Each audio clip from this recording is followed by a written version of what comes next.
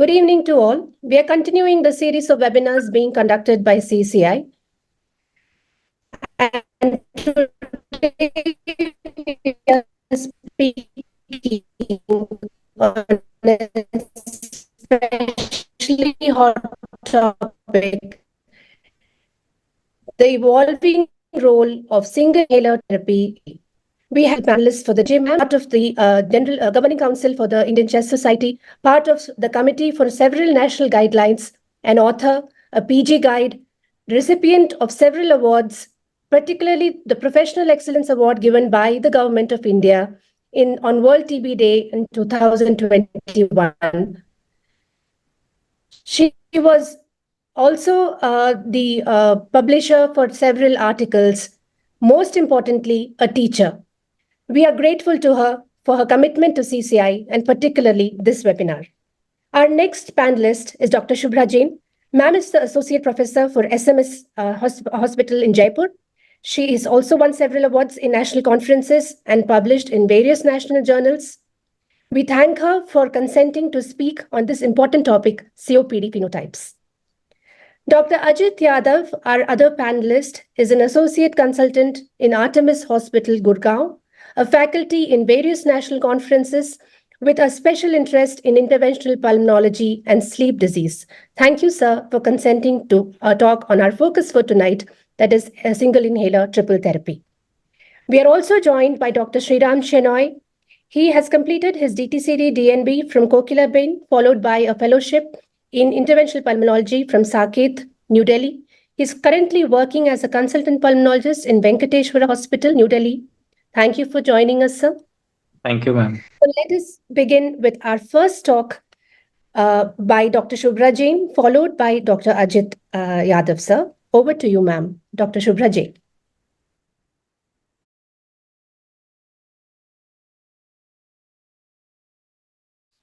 Thank you, Dr. Deepti, for nice introduction. And I'm equally thankful to Dr. N.H. Krishna and entire CCI team for giving me this opportunity to speak on this big academic platform. So coming to my topic, it is phenotyping COPD, a step towards precision medicine. We all know that COPD is a multi-component disease. We have airway structural changes, airway inflammation, mucociliary dysfunction, and there are lots of systemic effects like malnutrition, weight loss, impaired skeletal muscle weakness and wasting, and there is lung hyperinflation. So there are a lot of changes in lungs in COPD, and that's why there is need of phenotyping. So what is a COPD phenotype? It is a single or combination of disease attributes that describe differences between individuals with COPD as they relate to clinically meaningful outcome. That is symptoms, exacerbations, response to therapy, rate of disease progression or death. So what does it mean in simple language? That each and every patient can behave different in terms of symptoms and exacerbation and other things. And that's why there is difference in treatment too. So basically there are probably as many phenotypes as there are COPD patients in world. We know this well-known picture, pink puffers and blue bloaters. Does it matter now? So yes, one size fits all treatment now doesn't hold true in the present era. From COPD to its phenotypes, and this phenotyping is not an age-old word. It was in 1950, Dornos described two extreme phenotypes, that is pink puffers and blue bloaters. And then this was a Venn diagram which is commonly known as Snyder's Venn diagram, where it is shown three phenotypes, chronic bronchitis, asthma and emphysema, and there is overlap between two. So this is not basically an old concept. It is a new concept. Now we have different etiotypes for COPD, which is recently included in Gold 2024, and they classified it as COPD-G, COPD-D due to abnormal lung development, environmental COPD, cigarette smoking COPD, COPD-P because of pollution, COPD due to infection, COPD asthma, and COPD of unknown cause. So now coming to our topic, COPD phenotyping at stable state. If we talk at gene level, 10 to 20% of cigarette smokers develop COPD, and Hobbs et al. Identified 22 genetic loci associated with COPD, suggesting that individual genetic variation might play a role in COPD susceptibility. So it is not that every smoker will develop COPD. So one of the example at genome level is alpha-1 antitrypsin deficiency. It is a autosomal codominant or recessive condition. There is mutation in SERPINA gene, and classical patient is young with panlobular basal emphysema.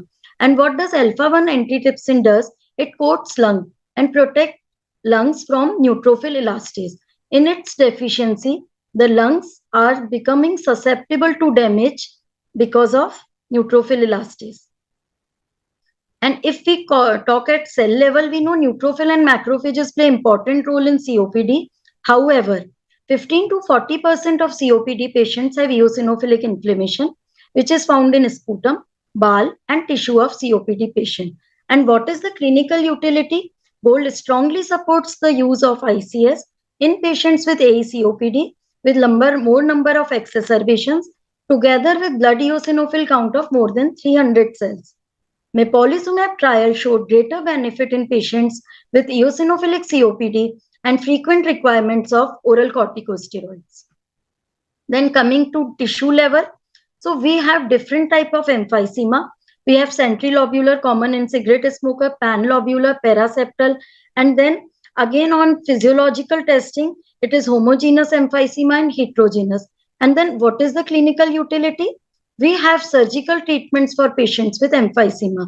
That is, bulectomy can be offered, or LVRS in patients with upper lobe heterogeneous emphysema, DLCO more than 20% and FEV1 less than 45. And lung transplantation, patients with progressive COPD can be considered for lung transplantation. So now coming to organ level, we have two phenotypes, M phenotype and E phenotype.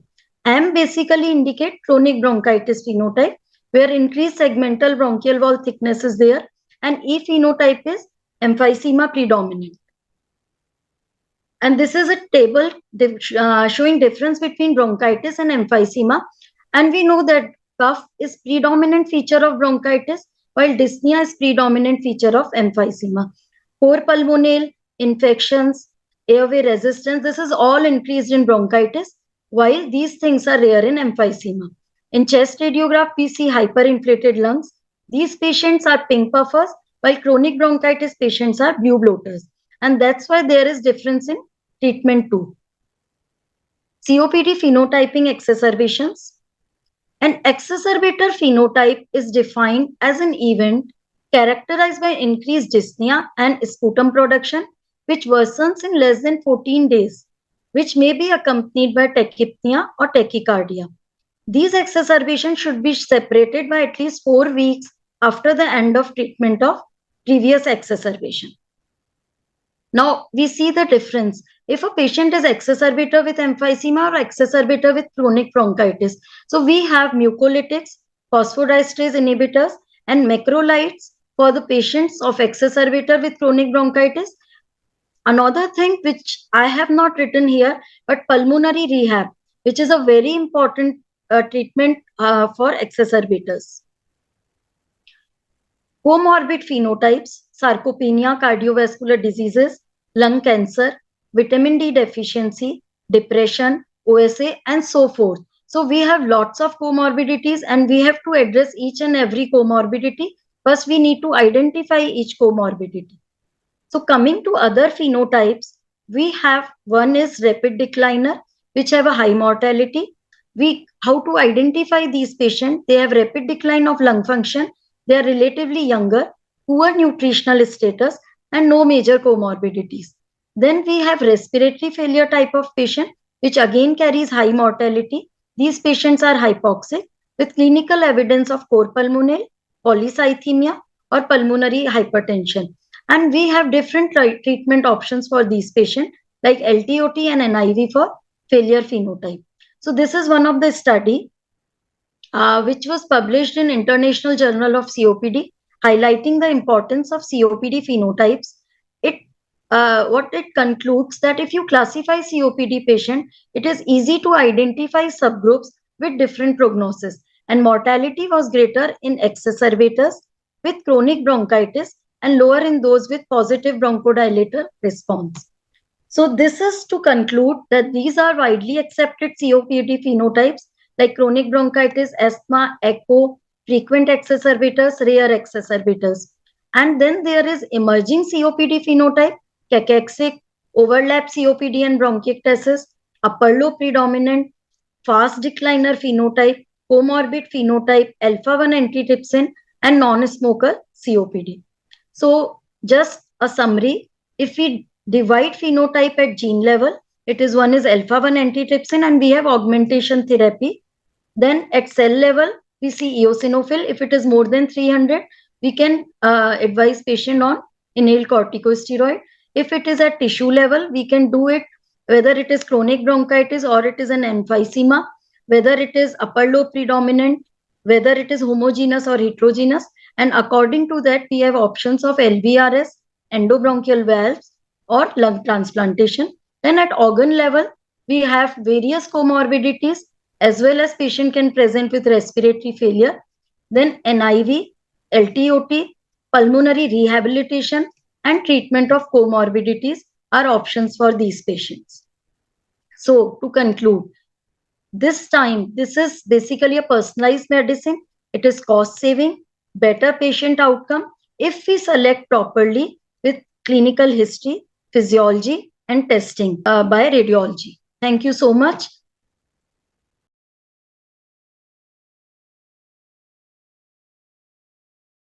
Good evening, everyone. Thank you, Shubhra Jain ma'am, for conducting a wonderful talk on the etiophennotypes of the COPD. Thank you, CCI, for giving an opportunity to over a national platform for conducting a webinar. Thank you so much. Now we start with our today's lecture, single inhaled triple therapy, the future of the COPD and asthma management. So what we are going to cover in this lecture are burden of the COPD and asthma, what are the indications for single inhaled triple therapy, what are recommendations by Gold and Gina, what are the available combinations across the global and India, what are the clinical trials or the data which favors the use of single inhaled triple therapy, what is the SITT versus MITT, and finally the take home message. So I'll start now. What is the burden of the COPD? Burden accounts for 7.4% in 2021. The prevalence is 10.6% all over the world. It is the second largest disease for causing the death. The burden of asthma data for the India is 30 million asthmatics, accounting for 13.9% of the global burden. The prevalence of current V's in the 6 to 7 years, 13 to 14 years, and adults are respectively 3.16%, 3.63%, and 3.3%. India accounts for the over 42% of the all global asthma deaths. What are the indications for single inhaled triple therapy? The first indication is poor adherence to the multiple inhaler therapy. Second are the recommendations by Gold and Jaina guidelines. Third is high burden of the exacerbation in the COPD patient and asthma patients, and when there is an overlap between the COPD and asthma. What are the advantages? The higher treatment persistence as compared to the multiple inhaler triple therapy, approximately 32% reduction in the COPD exacerbation, substantial reduction in the COPD exacerbation associated with hospitalization, 33 to 52% reduction in all-cause mortality. Substantial improvement is shown in annual cost cutting. Persistent at 1 year is 33%, which is far more than 18% with the MITT. Now, what are the trials available? There are two landmark trials, Chronos and Ethos. So first, we talk about the recommendations over the single inhaled triple therapy by Gold guidelines. Triple therapy is recommended for the group E patients and with the high eosinophilic counts. Ethos trial conducted over the moderate to very serious COPD patients. It accounts for efficacy, evaluation, and safety of the triple therapy. What are the outcomes that provided by the Ethos trial? There are 24% significantly lower annual rates of moderate or severe exacerbation of the COPD, which is a significantly drop in the exacerbations. What are the conclusion? Triple therapy with the twice daily budesonide, glycopyrrolate, and formoterol resulted in lower rates of moderate or severe COPD exacerbation as compared to glycopyrrolate formoterol or budesonide formoterol dual therapy. Further, the clinical trial Chronos, another landmark trial, which is also conducted in moderate to very severe COPD patients. It is a randomized double-blind trial. What the outcome shown by this trial?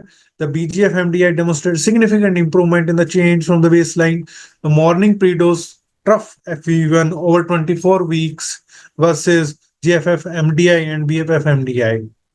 The Chronos trial shows clearly there is significant improvement in FEV1 trough levels and significant improved pre-dose trough FEV1.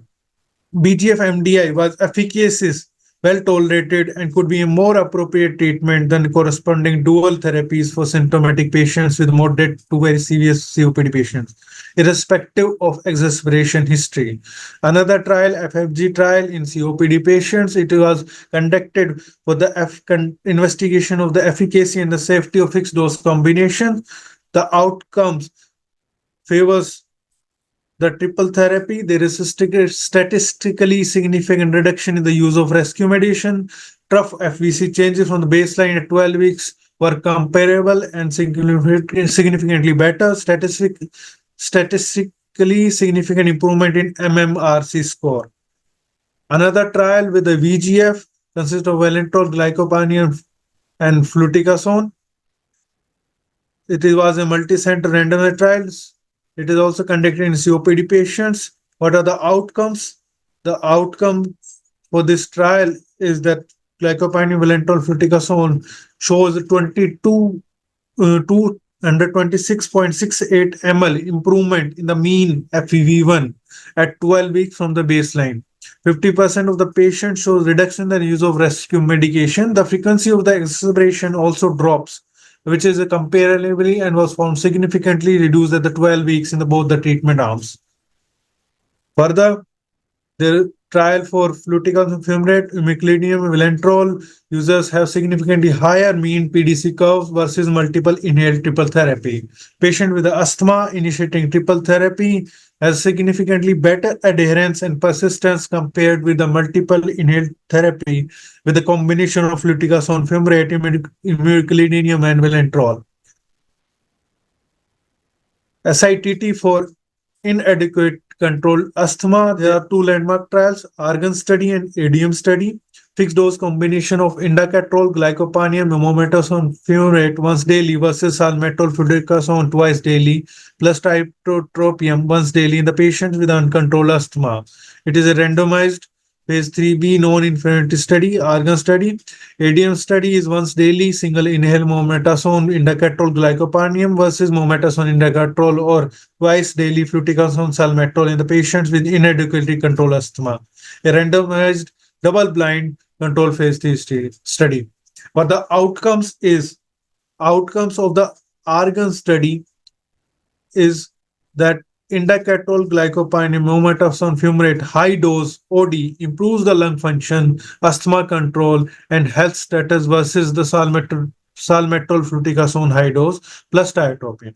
While indacaterol, glycopanium, mometasone fumarate medium dose has comparable efficacy, but at a corresponding lower steroid dose. ADM studies conclude that the safety profile was similar across the two groups, but once daily therapy, single inhaler, mometasone, indacaterol, glycopanium improves the lung function as compared to other two. Therefore, it constitutes a good treatment option in these patients. Single inhaled triple therapy versus multiple inhaled triple therapy in different terms of perspective, in different terms like treatment persistence, exacerbation, mortality, and health cost. We talk about the benefit of single inhaled triple therapy globally. It was a study from Spain. There are 37% higher persistence, 32% reduction in exacerbation, 33% reduction in death risk, and reduction in healthcare cost with the use of single inhaled triple therapy. Patient initiating on single inhaled triple therapy were 124% more likely to be adherent at 6 months, 131% more likely to be adherent 12 months, 192% more likely to be adherent at 18 months compared with multiple inhaled triple therapy. So together, the three molecules designed thoughtfully with an extensive randomized controlled trials and real world evidences definitely would be better than the three as a separate entities, which are multiple inhaled triple therapy. But the future perspectives, the efficacy and the safety of the once daily single inhaled triple therapy for the mild to moderate chronic obstructive pulmonary disease this is a randomized and interventional studies. What it shows, clinicians in developed countries have started using SITTs in a mild to moderate severe, mild to moderate COPD patients. In future, SITT will be prescribed to almost all the patients of the COPD to prevent exacerbation and the better symptom control. What are the final boons for Indian patients? High COPD burdens, many patients eligible for triple therapy can create multiple inhaled triple therapy, creates a confusion, forgetfulness, and there can be technical errors using different inhalers. SITT simplifies the COPD treatment, provides three different essential drugs in a single device and associated with improved persistence, reduced exacerbation, reduce mortality, and lead to saving the healthcare cost as compared to multiple inhaled triple therapy. Multiple evidences worldwide favors the single inhaled triple therapy or MITT in terms of efficacy. Mortality reduction proven in RCTs with the SITT only as of now. No signals or evidences about the inferiority of the safety for SITT versus MITT. Goal 2024 reports clearly mentions to prefer the single therapy for the better patient convenience. Thank you so much.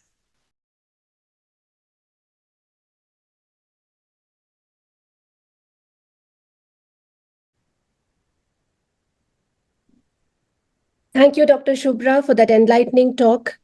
It was a new topic, COPD phenotypes. I think a lot of information was given in that talk. And I totally agree with you when you say personalized medicine is the future. Definitely, with a lot of biologics being studied for COPD, I think a lot of personalized medicine is in. And thank you, Dr. Ajit Yadav, for that detailed talk about all the trials. I think a lot of questions and doubts about SITT would have cleared with that talk. Let me begin by thanking CCI Chairman Dr. N.H. Krishna and Dr. Narayan Pradeep, the Chairman Trustees, under whose able guidance these webinars are being conducted. The CCI office bearers, Dr. Ashish Dubey and Dr. Anil Maske, for their exemplary leadership.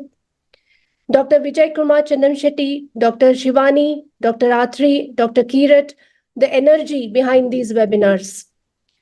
Thank you, and particularly also to the sponsors for their constant support. Let me begin with the question and answer session. We have a question by Dr. Fasli Chaudhary from Delhi. The role of magnesium sulfate IV in acute exacerbation of COPD. So I think it's an old drug. So a lot of usage has come down in the recent times with the new available IV preparations. So let me throw this question to our esteemed Dr. Radha ma'am. Thank you, Deepti, for that question. We as pulmonologists are well aware about use of magnesium sulfate that we do in patients who come with exacerbations in cases of asthma. And actually, it's recommended that you should use it earlier also. I mean, not wait to try all modalities and then give magnesium sulfate. But when we look at COPD, though there is scope to use the drug, there is no much evidence available as of now. We know how magnesium acts by blocking the calcium channels and all that, but we do not have evidence. But when I was listening to Shubhra, and now as we become more and more aware about various phenotypes of COPD, perhaps few of the phenotypes where you have more of eosinophilic inflammation, or those who have asthma overlap. When these patients come with exacerbation, I think there would be role of magnesium sulfate. And it's not only we people, but our esteemed audience also. They can really actually note down when it was needed. They used and what was the response, what was the time taken, in which way the patient responded. And we should come up with our own experiences because much evidence is needed on this topic. Totally agree with you, ma'am. It's again, as you said, it's a customized thing. I think Yes. who has responded well, it depends on that. Yes. My next question is for Dr. Shubhra. Ma'am, which phenotype of COPD has high mortality? And what do you think are the treatment options available for that? So basically, the phenotype with one is phenotype with chronic bronchitis. These patients have high increased airway resistance, increased chances of infection, increased incidence of core pulmonale. So we have some different options for these chronic bronchitis patients. Like, for example, we can give long-term macrolides in these patients. Another thing which helps in these patients is PEP devices, like which we commonly use in our practice is flutter device for removal of secretions. Secondly, the drug roflumilast. I think earlier we were using this drug roflumilast. Now it is not in use because of incidence. Second phenotype is rapid decliner phenotype, which I also mentioned in my lecture. That these phenotypes are young patients. Usually they don't have comorbidities, but they have rapid decline of lung function. So for them, yes, lung transplantation could be a good option. Then third phenotype, which we all encounter mostly, is respiratory failure phenotype. These patients come again and again. They have PaCO2 more than 55. They have core pulmonale. They are hypoxic. And for them, even Gold also recommend the use of long-term oxygen therapy and NIV at home, apart from pulmonary rehabilitation. Then fourth phenotype, phenotype with comorbidities. If these are not addressed, then they also carry a high mortality. Sometimes we see that OSA is often missed in these patients because there is evidence of COPD with OSA overlap, and these patients should be seriously think of.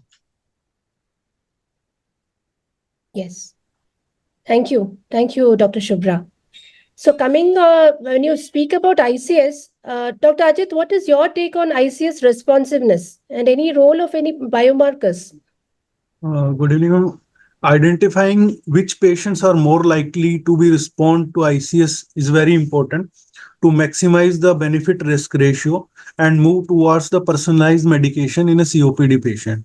A recent post hoc analysis of three randomized controlled trials suggests that only smoking history and eosinophilic counts were the independent factors for the response to ICS in the patient with the severe, very severe COPD and the history of the exacerbation. The impact trial that directly shows the evidence that ICS containing therapy were modulating both blood eosinophilic counts as well as the smoking status. The benefits of ICS containing treatments in terms of reduction in the rates of moderate and severe exacerbation is increased with increasing the eosinophilic counts.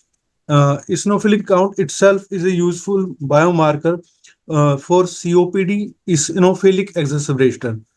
Uh, the if the eosinophils counts are high, more than 300, and patient is recurrent exacerbation and poor symptomatic control, it is suggested with the evidence that use of ICS will reduce the symptom burden as well reduce the exacerbation. Uh, so this is take on the biomarker that eosinophilic counts, smoking status were further to be considered.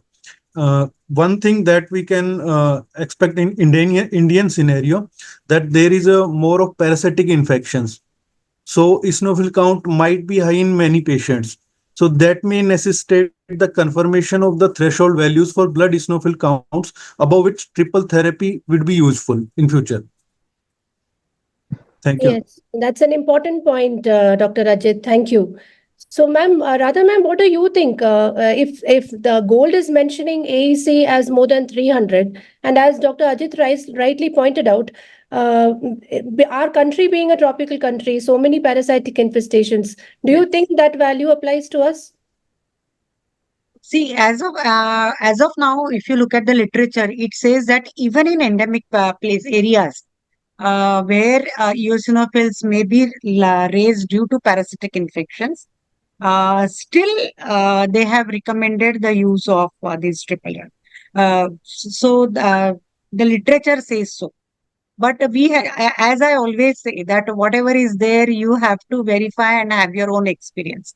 Plus, even if a country is tropical and parasitic infections are common, in our country itself, we have few pockets where there is endemicity of these parasitic infections. One. Secondly, my personal opinion is that in spite of having recommendations of offering antihelminthics every 6 months, it's recommended, and especially those who come from these endemic areas, we must offer them. That is usually, I have seen that is usually not done, is the scenario that we see everywhere. So I think we really need to generate data so that we have our own cutoff and then decide that 300 is too low in endemic areas and somewhere like it should be 400, 500.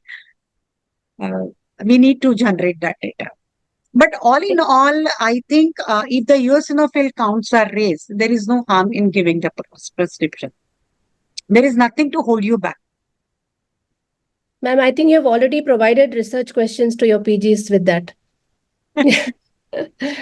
So, coming to Dr. Shriram, what do you think is the importance of sputum eosinophilia in COPD? Thank you for the question, ma'am. Am I audible? Yes. So, traditionally, sputum eosinophils have been evaluated in studies concerning bronchial asthma.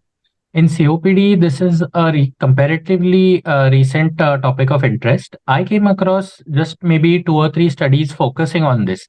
One important study with a significant cohort was from 2017, published in Lancet, and it's called the Spiromics cohort. So that says they have taken a cutoff of sputum eosinophils of about 1.2%.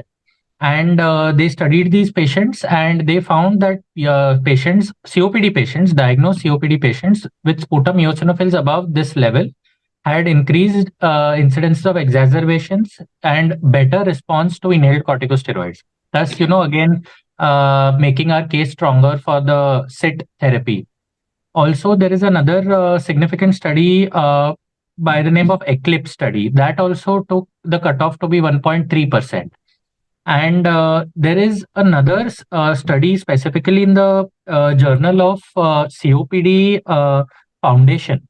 It's by a Chinese author. It's as early as 2022, just a couple of years ago. They have taken a sputum eosinophil cutoff of 3%, which is highest amongst all the compared to the Western studies. And they also found that patients who have, if you have the facilities in your hospital or in your institute, and if you do carry out this, those patients typically respond better to inhaled corticosteroids compared to others, along with obviously the other 2 drugs. And they have, this population typically has a history of smoking also, more than 10 pack years. And they have frequent exacerbations if not treated with inhaled corticosteroids. So I think if we have the facility, again, from the research point of view, it's worth exploring this particular test of sputum eosinophils. Thank you, Dr. Shriram, for that take. While we are talking about exacerbations, Dr. Shubhra, is there any role for macrolides in COPD? So yes, macrolides have 2 important roles. One we give in, most commonly used macrolide is azithromycin, and which we commonly use in ECOPD patients. When these patients come with exacerbation, we usually give, if it is a bacterial exacerbation, then we usually give antibiotics like beta-lactam or ceftriaxone or cephalosporins.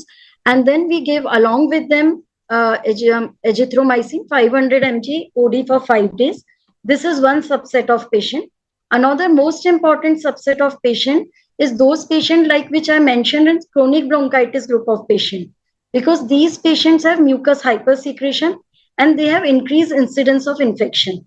So the data suggests that azithromycin given continuously or it can be given intermittently for an year, and then it is definitely reduces the number of exacerbation, especially in former smoker chronic bronchitis phenotype. And the dose commonly used is 500 mg alternate day for an year. But there are certain studies where they have used 250 mg daily azithromycin for 3 months or 6 months. So we can give it continuously also or intermittently. Then there is another phenotype which is COPD bronchiectasis phenotype. I think there also is use of azithromycin as we use in bronchiectasis patient. So these are the 3 things where we can use macrolides. Yes, as rightly pointed out, Dr. Shubhra, it's a long-term use of azithromycin. So only thing is we have to be careful about side effects. We have to, rule out QT interval prolongation and things like Or even side changing. effects and yes, and resistance to drug is also an issue. But practically, we commonly use azithromycin in our bronchiectasis patient, and I have not seen a single patient, or probably we don't do ECG so frequently because they don't have symptoms. The side effect of QT prolongation, which is mentioned with azithromycin, I think panel will agree that we don't see it commonly. Commonly, in fact, I have not seen a case of QT prolongation with azithromycin. Shubhra, it may be because, these patients either stop taking the drug on their own. That is one thing. And secondly, they are not getting other drugs which prolongs the QT interval. So the additive effect jo hai adverse drug reaction ka, it doesn't exist. And that is why we don't see this. Yes. And many times, even if we say 500 milligrams, at many places, just for this prophylaxis, 250 milligrams 3 times a week or alternate days, something like everybody does their own permutation combinations. And probably the dose which actually patient takes or reaches is a little low. Yes. Yes, that is a possibility, ma'am. Because though there are studies, but no guideline has actually given a proper treatment profile of how to start azithro, how much to give, how long to give. This is not. So what is the patient profile for starting SITT, which is our focus for today? Dr. Ajit, would you like to take that question? Dr. Ajit?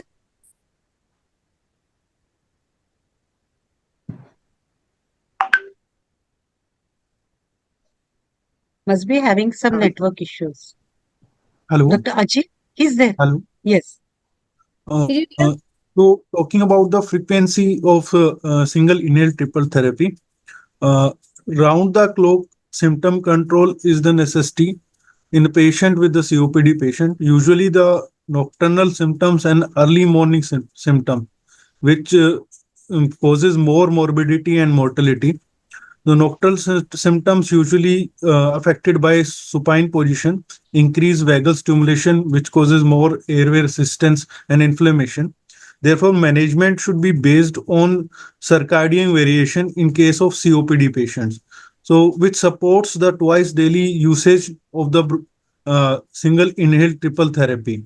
Overall symptom control. The option of single inhaled triple therapy twice daily dosing will be benefits in the patient with the nighttime or early morning symptoms. However, in a real world study in an asthma patient, the adherence and the persistence is more with the single dose single inhaled triple therapy. So this is based on the study that in COPD patient, preferably the twice a dose, and in asthmatic patient, once a dose. Nevertheless, the choice of frequency of triple therapy should be discussed with the patient in the context of his or her symptom, and adherence is the priority, while ensuring that optimal daily dose should be target for maximum symptom relief. Regarding the choices of the single inhaled therapy, the selection of appropriate device is dependent on the patient preferences and characteristics. SIT delivered by DPI devices as well as MDI devices, which is widely available globally as well as in India. But from environmental perspective, MDIs contain hydrofluorocarbons, which is likely to contribute to global warming effects. The production and disposal of MDI also have carbon footprinting, therefore contributing to climate change. DPIs are more environment friendly in terms of a lower carbon footprint. Usage of SIT within newer DPIs, including breath actuated ones, appears to be more prudent option when overall benefit is considered. But the possibility of the delivering SIT using different devices allows the therapy to be tailored to a patient's characteristic. Uh, this is my take regarding the frequency and devices. Thank you. Thank you, Dr. Ajit. That was quite elaborate. Dr. Shriram, we have two questions regarding the choice of ICS in SIT. So that is Dr. Sanjay from Jharkhand, who is asking whether fluticasone is better or is budesonide better. So what is your opinion? So thank you for the question. So whatever I could, study regarding this choice of inhaled corticosteroids, the data is mainly from the pharmaceutical journals, rather more than the clinical journals. So there is a study as recent as 2019 and also in 2015. These are meta-analysis. So they say that they have evaluated fluticasone, budesonide, different salts of fluticasone propionate, as well as fluticasone fumarate, and as well as mometasone, based on 3-4 of the criteria, such as retention in the alveolus, the potency, the lipophilicity, and the decreased clearance from the airways. So based on all of these, what they concluded is that in real world, I don't know how much this matters, but as far as they are concerned, they found that fluticasone fumarate has a greater potency compared to budesonide. Lipophilicity is higher with Momet, and the clearance is less of mometasone compared to others. However, the better retention in the airways is again with fluticasone as far as these studies are concerned. I think that is one of the reasons why fluticasone is the most commonly used ICS in SIT, whatever combinations, whatever companies. Also, the therapeutic index of fluticasone is wider compared to the other, inhaled corticosteroids. Most commonly compared was budesonide. So before SIT, when we were prescribing MIT, we used to write, one FB combination and maybe tiotropium. But with SIT, fluticasone, I think, is preferred by most companies because of this data. I totally agree. And think particularly fluticasone furoate rather than propionate is a better drug when you're talking about therapeutic index. Yes. Coming to Dr. Radha, ma'am. Yes, I'm around. Yeah. Ma'am, any role for biologicals? Ma'am, Dr. Shubhra was talking about personalized medicine. So I thought of asking about biologicals in COPD. You know that we have a varied, a different type of phenotype types in COPD that we have, right? Hello, can you hear? Yes, ma'am. Yes. So we have a different type of phenotypes. So the COPD is where there are where we feel that this is, or when we have the biomarkers, we say that there are inflammatory pathways involved. At that time, the biologicals do have role, and as I said in the answers of earlier, now people are using more and more biologicals in these circumstances, and I have found that they have roles of, one is they do have a steroid sparing role. Secondly, that inflammatory, if these are pathways are there, then they definitely help in decreasing the frequent exacerbations, as well as may have effect on decreasing the mortality also. And as you know that now we have more and more biologicals which are being added to the baskets of not only management of asthma but also for the COPD, and especially for COPD, mepolizumab is being used more often. That's right, ma'am. Lot of targeted therapies coming Yes. up. Yes. Yes. I don't know when it will start in India, but definitely something to look forward to. Yes. So, since biologicals is like not more and more biologicals are added, and every biological has a different pathway of action. Yes. So as we understand the complexities of pathways in these different phenotypes of COPD, we would have a specific biologicals to be used in those particular conditions. As of now, we have mepolizumab, we have benralizumab, we have dupilumab also. But I think we have, from availability point of view, all of them may not be available. Yes. But it's nice to know that some disease modifying the agent is available for COPD, because all these years, all we have been doing is symptomatic treatment and managing Yes. complications. So it's Yes. nice to know that some disease modifying agent is going to be available. Yes. Of course, the last option is surgical options. So what are those options? Let us ask Dr. Shubhra. So coming to surgical options, I will talk firstly those which we use, which we commonly recommend. Like first one is bullectomy. This is usually done unilaterally, and it is for giant bullous disease. Then second is LVRS. LVRS, we know it is lung volume reduction surgeries, and it is always done never for homogeneous emphysema. It is always for heterogeneous emphysema, like upper lobe predominant emphysema, and DLCO should be more than 20%, and FEV1 should be less than 45. But the mechanism behind is that the lower lobe, which is normally healthy, as it is heterogeneous emphysema, upper lobe predominant emphysema. So after surgery, the space gets filled by that expansion of lower lobe. So that's the concept behind LVRS. Then third thing is that third is lung transplantation, obviously, which I mentioned, one in rapid lictinus patients. And we should know the indication when to shift these patients for lung transplantation. When patients are not at all managed with adequate pharmacological and non-pharmacological management, when they have recurrent exacerbations, they have evidence of moderate to severe PH, your DLCO is less than 20%, FEV1 is less than 20%, and board index is around 7. So these patients are actually candidates for lung transplant.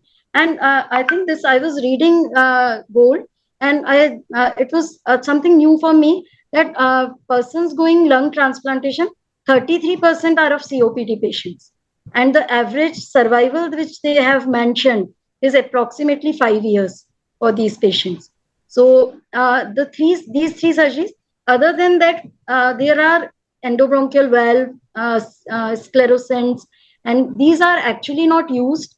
They have their problem of postoperative atelectasis, and primarily in India, I don't think EBV is used.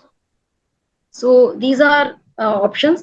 And another thing is that there is a thing EDAC, that is tracheobronchomalacia or excessive dynamic airway complex, which we commonly miss in COPD patients, because we usually don't go CT in every patient, and we don't do bronch in every COPD patient. So these patients are often missed. They should be clinically suspected, then should be confirmed on diagnostic, and these patients can't be offered, though CPAP is a good option for these patients, but surgery is also defined in these kind of patients. So this is practically, otherwise there is more of theoretical options. Phase 3 trials are going for chronic bronchitis like denervation therapy, etc. But this is practically. Thank you. Thank you, Dr. Shubhra. I think you gave a very concise talk on that itself. That was really interesting. So, as in asthma, I think before we really jump to biologicals, we really prefer adding a LABA or a LAMA to a combination of ICS LABA. Just like that, before we really go and jump to other biologicals or surgical treatments, we would like to know exactly who are these patients whom you should be starting on SITT therapy in COPD. Dr. Ajit, would you like to give an elaborate uh, talk on that? Yeah, sure, ma'am. Patient groups with obstructive airway disease that could be benefit from optimization of single inhaled triple therapy. First one, the COPD patient with uncontrolled on dual therapy. Several phase 3 trials has been assessed the safety and efficacy of single inhaled triple therapy in COPD patients who are uncontrolled on dual therapy. There is trials which include the individual who are current or ex-smokers with one or more moderate or severe exacerbations in the previous year. It clearly shows that the patients with uncontrolled on dual therapy, addition of ICS will reduce the exacerbation and improve the symptom control. Another aspects of the patients that are non-smoking COPD patients. The burden of the non-smoking COPD patients is more in India, approximately 60%, due to biofuel mass exposure as well as indoor pollution. In this subset of patient, there is lower FVC but slower decline in FEV1, and there is air trapping and less of emphysema. This cohort also has high eosinophilic count. So single inhaled triple contained ICS might provide better response in these subset of the patients. Other subset are COPD with a frequent exacerbator profile. As GOLD guidelines also mentioned in the group E patient with the exacerbation more than 2 in a year and with one leading to hospitalization, the patient with high symptom burdens and high morbidity and mortality with the risk of myocardial infarction and stroke and worsening lung function, quality of life might be benefited from single inhaled triple therapy. There are lots of meta-analysis which shows that single inhaled triple therapy reduces the exacerbation as compared to mono or dual therapy. Another subset of patient, the COPD with rapid lung decliners, as ma'am already talked about it, 30% of the COPD patient lose lung function at a faster rate. Rapid lung function declines independently associated with higher mortality and morbidity. The Fulfill study, which shows that using single inhaled triple therapy uh, improves the treatment outcome and symptom control than the dual therapy. Another subset of patients are COPD patient with asthma overlap. The patient who has the symptoms of both COPD as well as asthma. If we start with the triple therapy, then there is a improvement in the lung function as compared to the dual therapy, and the safety profile is comparable to both. And other subset is asthma patients with uncontrolled and optimal on ICS LABA. Still, there is uncontrolled asthma. Still, there are poor control over the symptoms.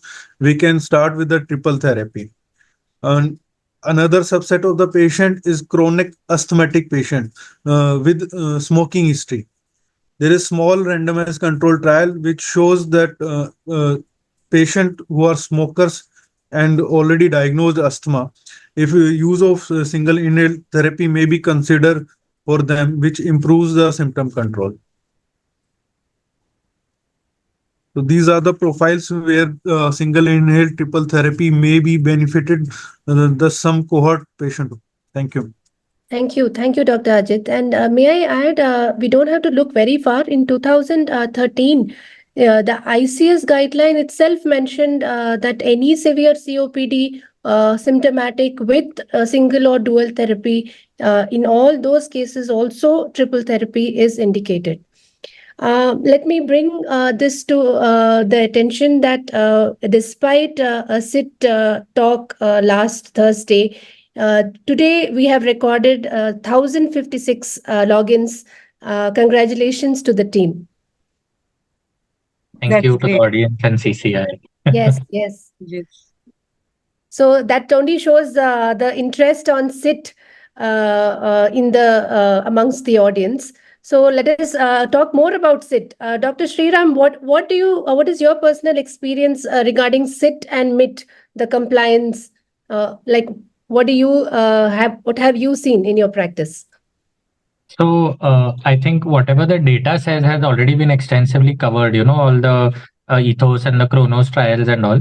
There is one particular study before I come to my own experience. I want to bring to everybody's notices just 2 years ago, our ICS stalwarts such as Dr. Ajit, Dr. Sandeep Salvi have brought out a very nice paper which tells us about the Indian perspective on SIT.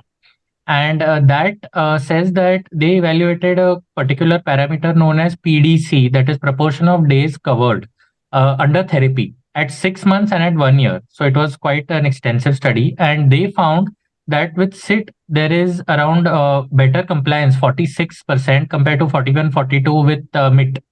And they also found that there was decreased in severity and episodes of exacerbations with SIT. Now, this was their study. Obviously, they have seen so many more patients than what I probably would have till now.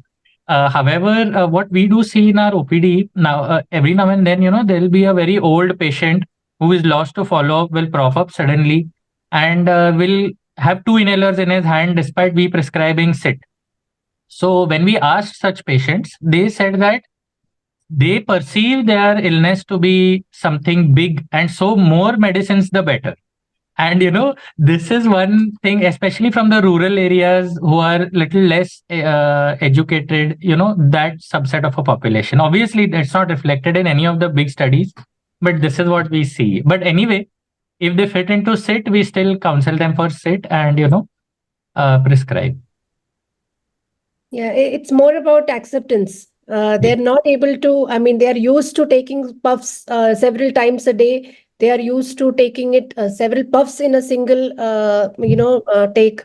So convincing them that, you need only one inhaler and you have to take it only two times a day or once a day. It's quite a task for a pulmonologist, but it's only about convincing, I think, the more time we spend. But with all the focus on how to reduce exacerbations and how SIT reduces exacerbations in COPD, do we think exacerbation as such is being underreported in India? Are we as a population more tolerant towards symptoms of COPD?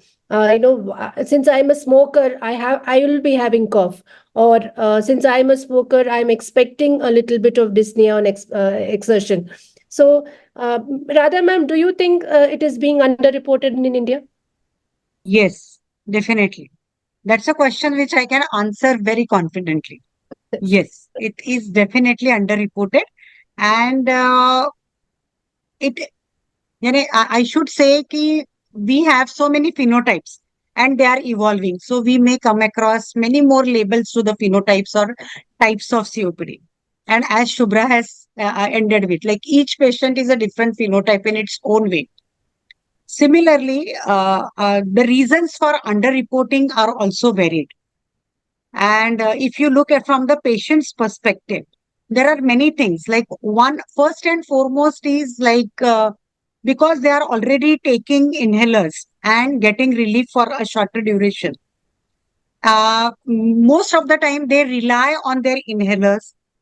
They must have stopped taking those his prescribed inhaler, and what they would do is rather than reporting the increase in symptom, they would just get it refilled and start using. Second important is that the financial constraints are also there. Like they have had previous experiences of what happens during exacerbations, the cost, the hospitalization, and so on. And somehow they are not ready to go ahead with that. And these are the things, that is why most of our patients report very late. It's not only the exacerbation, but most of them have already landed up in type 2 failure, and that is when they report to the emergency room or your OPD. And I'm sure each of the panelists as well as the audience would agree to this, that many of the patients, when they land up with exacerbation or when they get hospitalized, most of them also do have respiratory failure. Apart from the cost, they have their own preferences of to go to which doctor. If they have increasing symptoms, they may report to a doctor who is nearby to them.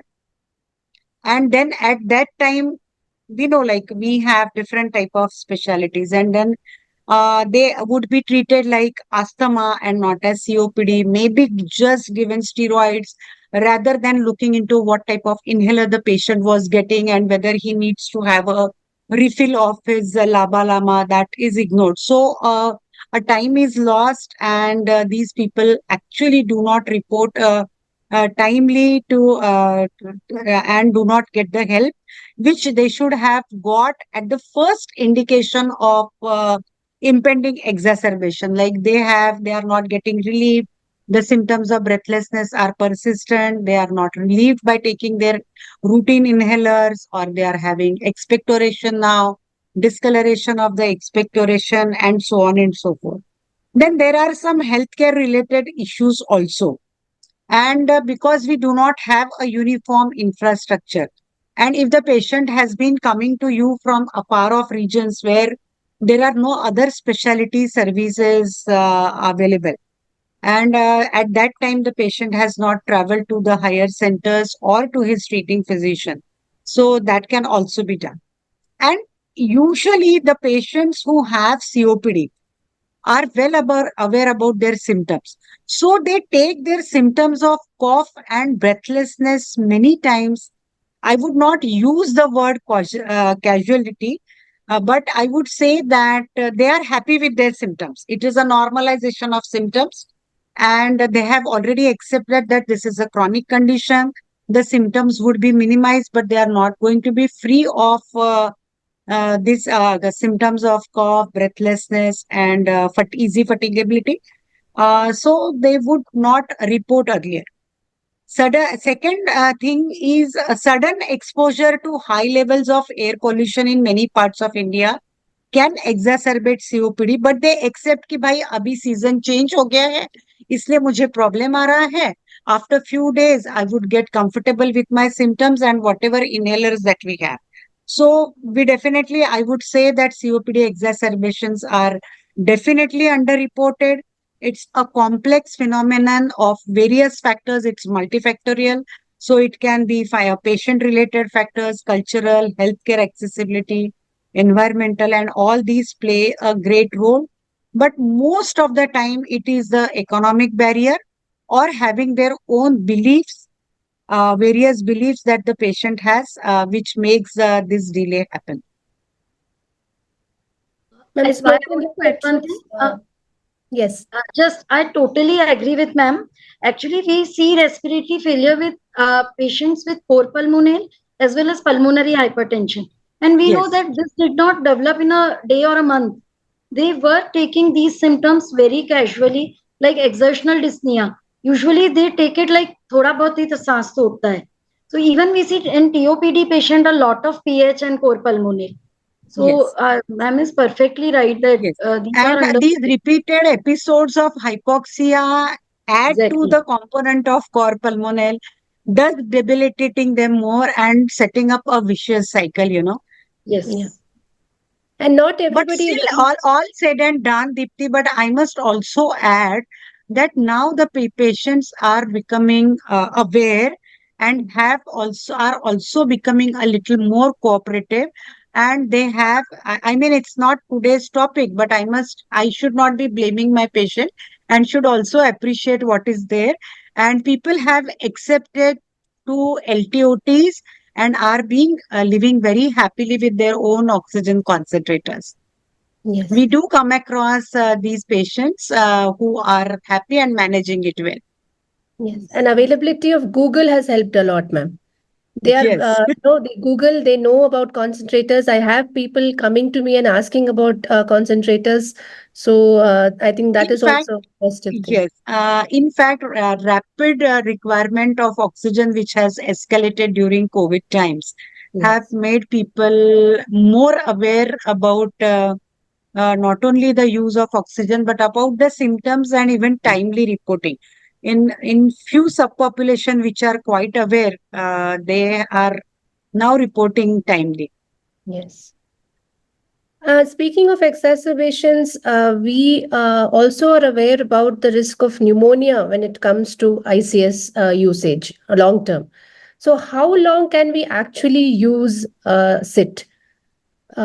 Anybody wants to take that question? Dr. Ajit? Yes, ma'am.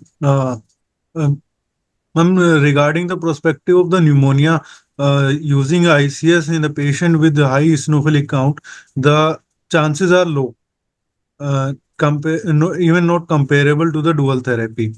And regarding the duration of single inhaled therapy, a real world study shows that the mean time to step down the following triple therapy initiation is 38.9 months. And this was similar across the gold subgroups. At 5 years, overall 50% of the patient were likely to de-escalate from the triple therapy. In a real world asthma setting, proportion of the patient continuing triple therapy decreased from 62% to 38% at 1 year. So this is according to the data. But nevertheless, the duration of SIT administration is often based on clinical judgment and as well as inter-individual differences in different patients.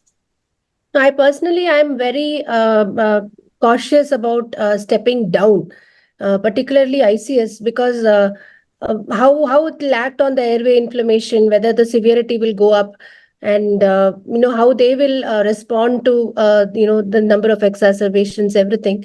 I'm very paranoid about stepping down. Ma'am, what is your take, Radha ma'am? Yes. In fact, when in our scenario, when we start SIT or triple drug therapy, rather, we take a pretty long time to see that the patient is not responding to the routine LABA-LABA combinations that you have been giving. I think you can step down triple drug therapy only in few well-defined circumstances where, as he said, over a period of time, the symptoms have subsided and patient is stable, one. Secondly, the infective exacerbations are somehow we are able to prevent by vaccination, or the patients, few of the patients who are willing to take a good chest physiotherapy and stay away from infections and exacerbations. So the few in such patients, you can really, like if you observe patient is very compliant with the treatment, does not have exacerbations, then yes, perhaps, as he said, 36 months. I'm yet to read that reference, but I think if the patient is stable enough with no other deterioration, because for these patients, you are only looking at the symptoms and whether he has any new symptoms or increase in the symptoms, or they are stable, or the symptoms and the body index has whether it has really decreased and all that. But at the same time, I feel that we should also keep a watch on cardiac parameters which are affected in these COPD patients. And if these patients do not have pulmonary hypertension, then they are less likely to have more exacerbations or hospitalization. And then you can think of trying to wean the ICS. But I think given in the present circumstances, when you prescribe, you have already taken into account all the parameters and the factors. So mostly you would not be weaning off, but there may be few circumstances where it is possible to wean off from triple drug and go back to the LABA-LAMA in these patients. So we are so worried about exacerbations all the while. Dr. Shubhra, any other intervention do you possibly think is available to reduce frequency of COPD exacerbations? So I think let's divide it into pharmacological and non-pharmacological. Pharmacological definitely SIT and dual therapy, that is LABA plus LAMA, not using alone LABA or LAMA.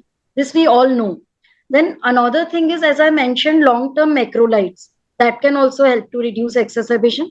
Then these mucolytics, antioxidants, like we use N-acetylcysteine in COPD patients. Then, as ma'am said, vaccination. Vaccination can also reduce the incidence of exacerbation. And one thing I will like to say that we usually more focus on pharmacological management, but we should also think of non-pharmacological management. And the most important thing is smoking cessation. That definitely reduces the rates of exacerbations. Second is vitamin D deficiency. It has been shown in certain meta-analysis, though not multiple CTs are available, but deficiency of vitamin D reduces the rates of increases the rate of exacerbation. So supplementation of vitamin D to COPD patients. Then another is pulmonary rehabilitation, like addressing comorbidities. Sarcopenic patients exacerbate more. So malnutrition patient, they exacerbate more. Even cardiac comorbidity. So these should also be addressed. And last but not least, as even Gold has mentioned, that you do a counseling of these patients, especially in winter months, that use masks and don't go in crowded places, don't move out much in winters, avoid contact at crowded places. These are certain small things, but they matter a lot when it is talked in terms of exacerbations. So I think, yes, these are the interventions. Thank you, Dr. Shubhra. So no more questions from the audience here. So I think we'll just summarize this whole thing. I think today we missed on one question, Deepti. Yes, Can I interrupt you? Please, Yes. please. There was one question which I think Ajit can answer or even Shubhra can. Dr. Sanjay from Ranchi, Jharkhand says that given a choice which is a better combination, formoterol glycopyranum and fluticasone or formoterol glycopyranum and budesonide. Ma'am, we had discussed this regarding the choice of ICS. Yes, ma'am. Okay. Yes, ma'am, I had answered that question actually. Shriram I missed on that. Very sorry. Yeah, no problem. So we had a very detailed discussion about COPD today. We knew that there is a term called COPD phenotyping. We know how to go about looking at our patients in a more customized way, how to select patients for SITT, how long to give SITT, what is the patient profile, what are you expecting the patient to really, what are the symptoms that they may come up with, when do you start planning for de-escalation, what are the exacerbation, the frequency of exacerbations, how to reduce them, what are the factors to be considered when you're having patients who are coming with frequent exacerbations. We discussed biologics, we discussed about surgical therapy. So thank you for the wonderful panel, which has given me a very wide open outlook about COPD today. Any other questions from the audience is welcome at this moment.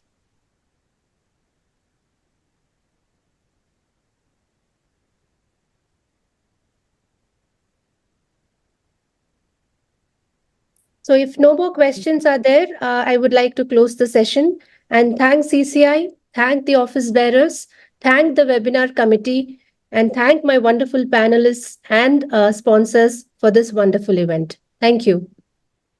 Thank you. Thank you, Deepti. It was wonderful. Thank you, CCI, for having us here.